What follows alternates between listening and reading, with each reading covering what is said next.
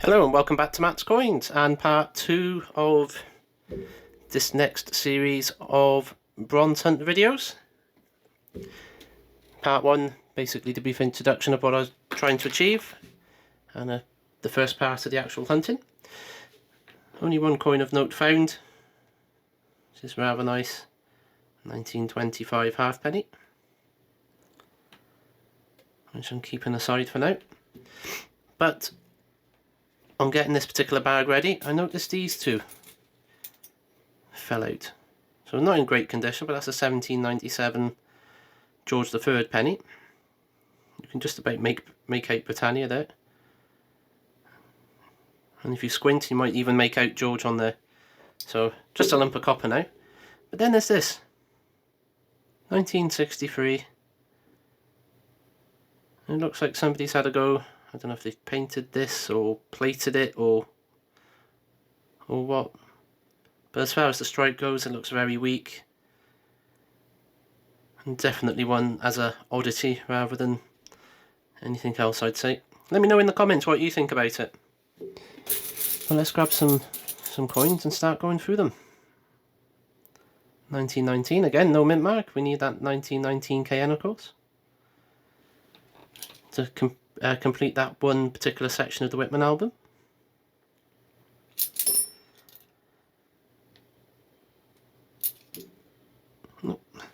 Decimals are getting put aside. If they're decimal halfpennies, I'll probably just chuck them in the bin. If they're decimal, if they're pre-decimal, if they're decimal ones, twos, etc., they'll get put aside and cashed in. So the first foreign of the hunt in 1855, Napoleon III, 10 centimes from the French Empire. Shame it's got a hole in it.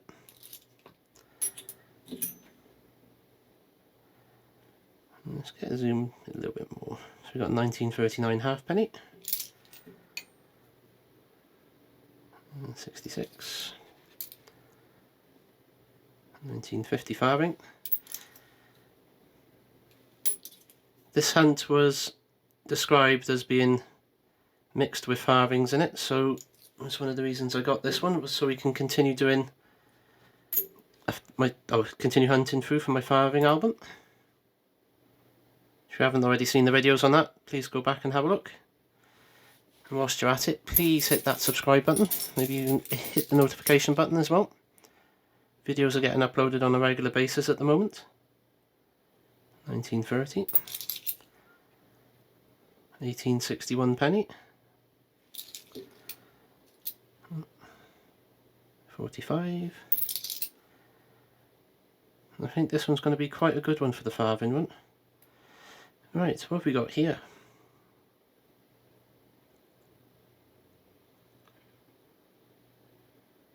I'm not really sure. It's old and copper.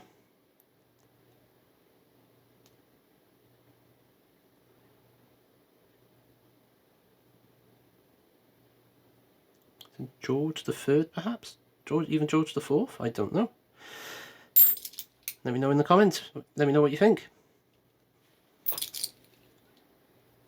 Another Victorian, 1877. 38 George VI.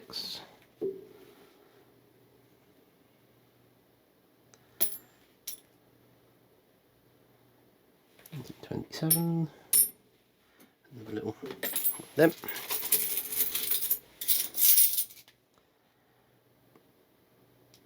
And 45 farthing.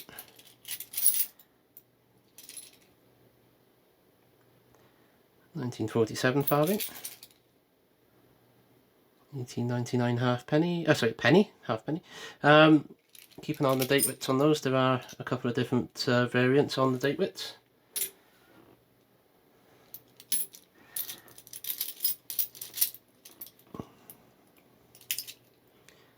And 45 farthing. 1951. Nice condition. I don't know if it's been polished or cleaned.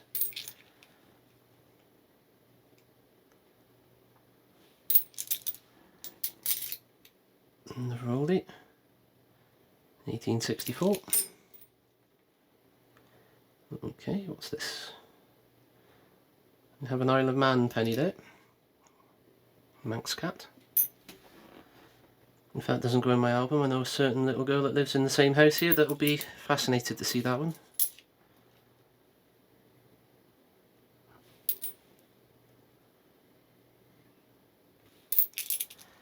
Right, there's got a couple of decimal half pennies on here.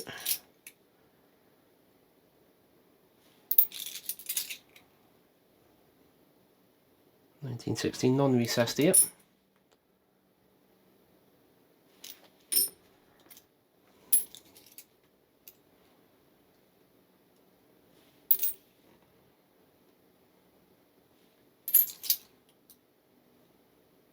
(1863) penny. Nice to see some older ones. Okay, what's this? 1916 French 10 centimes.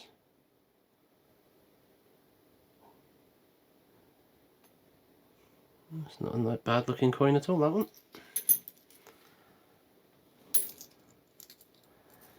Oh, yeah. One Reichspfennig from 1938. And go in the foreign pile. 1953 farthing. I believe there's two different versions of that. One which is issued for currency, one which was supposed to be in the packs. So we'll be having a look at that one later.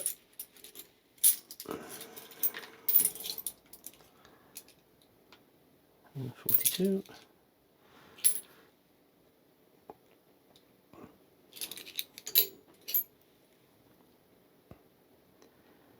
Another French one. 1855 again. 1925 halfpenny.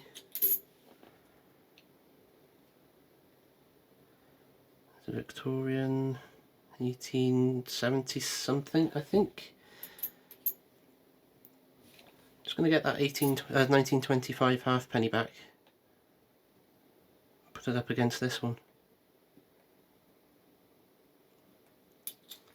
But now I'm looking at it. No, it's fine. I'll have to check the varieties on there. Are there two different varieties of 1925? Because one's got a thin rim, one's got a thick rim. Editor Matt here. Yes, there are two obverses and two reverses for 1925, reverse A, reverse B. The easiest way to differentiate between the two is the thickness of the rim, but you can also take a look at the A in halfpenny. Reverse A as the A to a gap, reverse B as it to a bead. From what I can understand, reverse A only goes with obverse 1, obverse 2 goes with reverse B. But if we have a look at the eye of DEI, that'll be to the left of a tooth, and on obverse 2 will be between the two teeth, and again you've got the thinner and thicker rims.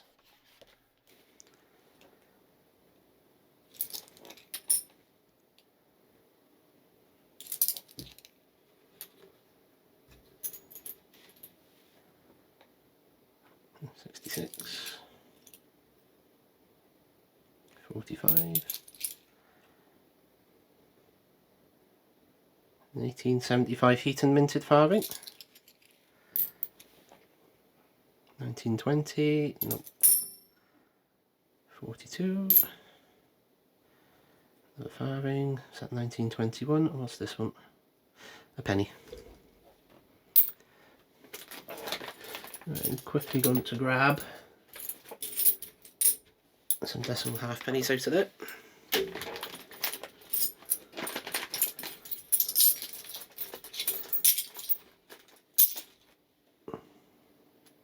(1949) 47. Another 1861 penny. 66. That is something that's been lacking in recent hunts, is the old ones. Now this is an old farthing. So this is pre-bronze, so this will be copper, this will be pre-1860. You can see that normally where the date's under Britannia, it's some flowers. Sadly, we're not going to get a date off of it.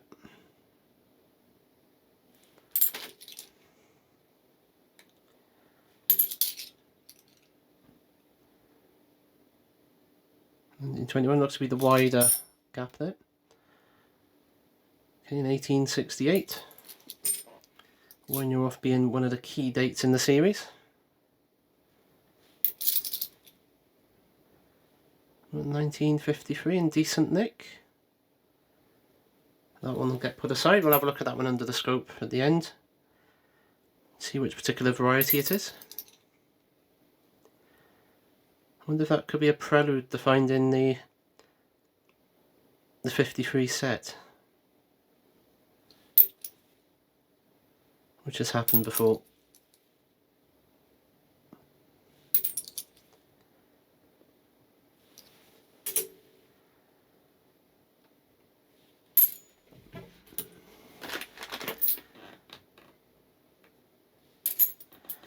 We've got a couple of little farthings to go, and then we'll grab another handful. So we've got 52, a 39, and a penny.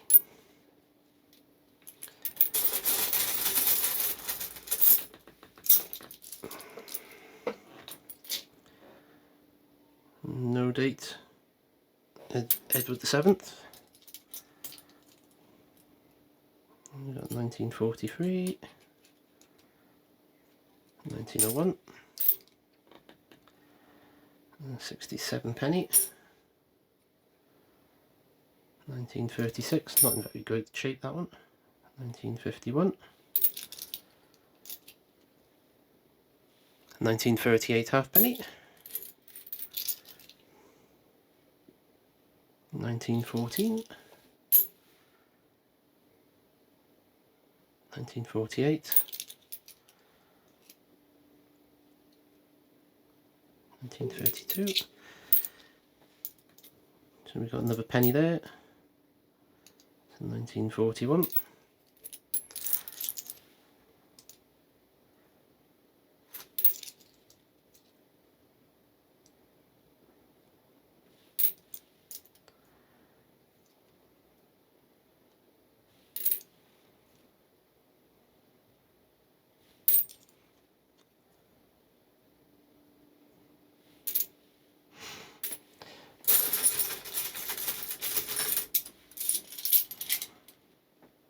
Okay, 66,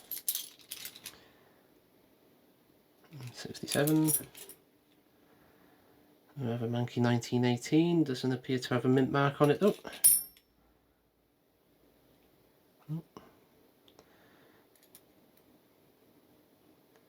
This is old. I'm going to hazard a guess that this is early 1800s.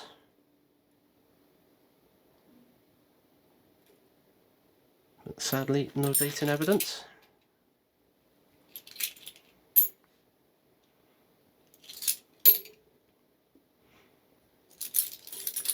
Also, I don't primarily collect anything before 1860. If anything does turn up and it's of decent nick, it'll get put in the album.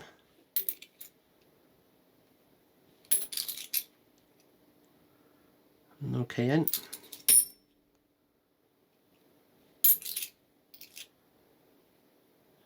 $1916, no recessed yet.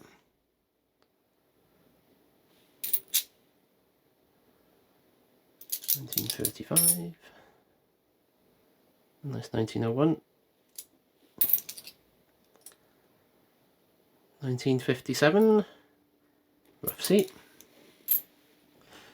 Let's see how many it takes us to find, or how many we have to go through to find a calm sea this time.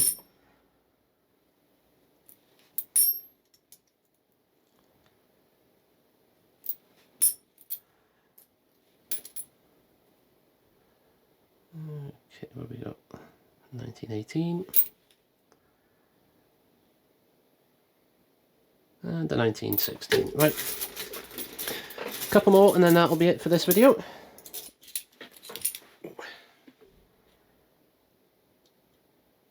1908.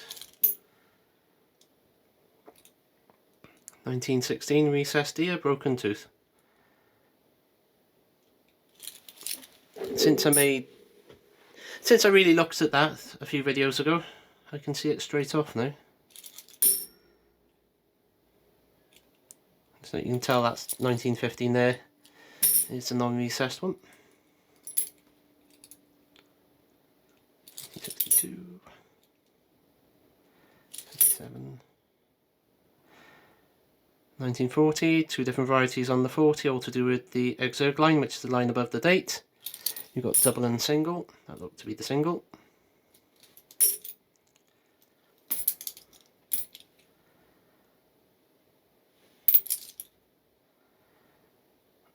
(1898), several different varieties on the dates on that one.